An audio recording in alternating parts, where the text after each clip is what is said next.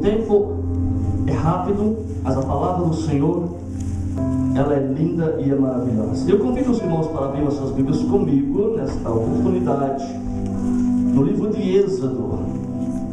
Olha, no livro de Êxodo, capítulo de número 12. Aleluia. Deus é maravilhoso. Êxodo capítulo 12.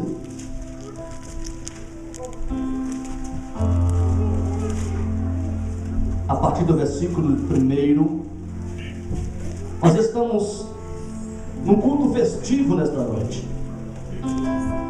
Viemos aqui para participar, para celebrar e participar da ceia do Senhor Jesus. E como é uma oportunidade, o Senhor trouxe no meu coração a mensagem, a leitura desse texto que nós vamos ler nesta noite. Êxodo capítulo 1. E falou o Senhor a Moisés e Arão na terra do Egito, dizendo: este mesmo mês vos será o princípio dos meses, este vos será o primeiro dos meses do ano. Falai a toda a congregação de Israel, dizendo: aos 10 deste mês, tome cada um para si um cordeiro, segundo a casa dos pais, um cordeiro para cada casa. Mas se a família for pequena para um cordeiro, então tome um só com seu vizinho perto de sua casa, conforme o número das almas e conforme o comer de cada um. Fareis a conta para o cordeiro.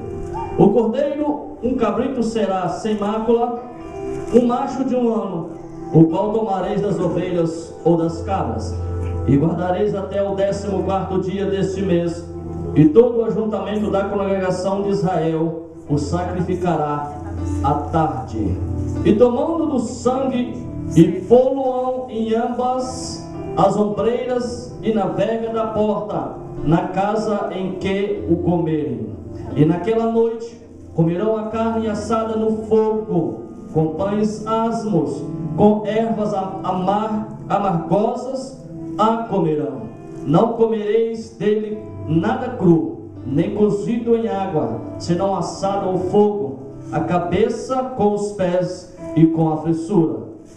E nada dele deixareis até pela manhã, mas o que dele ficar até pela manhã queimareis no fogo.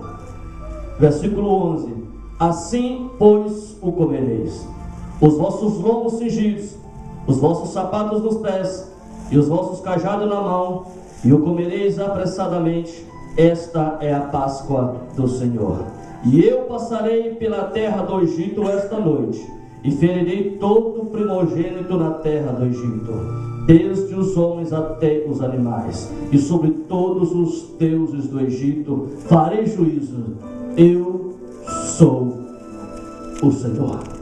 Que Deus abençoe. Os irmãos podem se assentar, louvando e adorando o nome do nosso Rei e Salvador Jesus Cristo. Meus queridos e amados irmãos, nesta oportunidade eu quero vos trazer a lembrança e testificar convosco uma mensagem, uma palavra muito conhecida, muito pregada, que alegra os nossos corações quando nós viemos falar do povo de Israel, quando Deus prepara Israel para deixar a terra do Egito, porque naqueles dias, naquele momento ali, estava dando início uma nova geração, uma aliança com Deus, Deus tirando uma geração, separando uma geração para apresentar à raça humana o seu poder, a sua glória, o seu cuidado e manifestar a tua presença. Meus amados, mas tem alguns pontos tão lindos e importantes que nos traz a despertar dentro desta mensagem, dentro desse contexto da saída do povo de Israel. Nós sabemos que não era muito fácil. Deus veio atender o povo, porque Deus tinha uma promessa a se cumprir na vida daquele povo que estava ali. Não era uma ação qualquer, era uma nação que tinha uma promessa do Senhor. e Deus estava naquele momento ouvindo a oração daquele povo para sair eles dali e fazer deles uma nação abençoada, uma nação santa, uma nação eleita, uma nação onde a glória do Senhor teria liberdade de agir e de operar, de mostrar sinais e maravilhas. Mas antes que isso acontecesse, voltando a alguns capítulos do livro de Êxodo, do capítulo 9 em diante, capítulo 8, capítulo 9, nós vemos que o povo de Israel, eles antes de sair da terra do Egito, eles enfrentaram muitos conflitos, muitas guerras, muitas pelejas. Não foi tão fácil assim, simplesmente Moisés chegar lá, porque era enviado por Deus, Deus estava com Moisés, tudo aquilo que Moisés falava aqui na terra, Deus se cumpria, não demorava a acontecer, era Deus no homem. Mas eles enfrentaram muitas pelejas para sair da terra, porque o Senhor tinha uma promessa, um projeto com aquela nação, e Deus enviou, nós temos 10 pragas que Deus enviou sobre o Egito.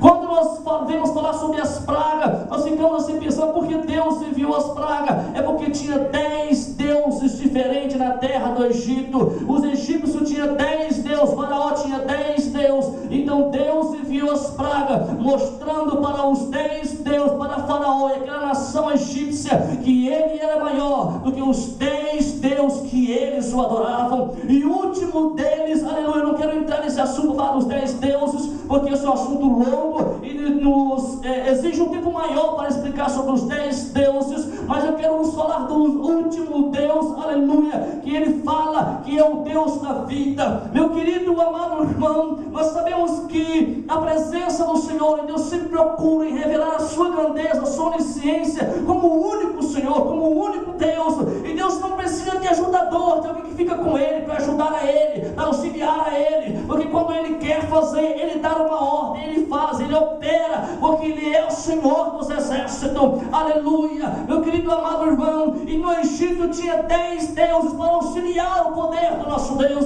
Tinha o Deus da natureza, o Deus das águas, o Deus das plantações, e tinha um Deus lá, o Deus Osírios, o Deus egípcio que dava a vida. Eles adoravam o Deus Osírio, era o Deus que dava a vida. Os egípcios adoravam este Deus, aleluia, esse ídolo, porque tinha para eles que era Ele que dava a vida. E como Deus, desde o princípio, Ele começou provando com as 10 pragas que Ele era maior, derrotando todos os 10 deuses que eles tinham.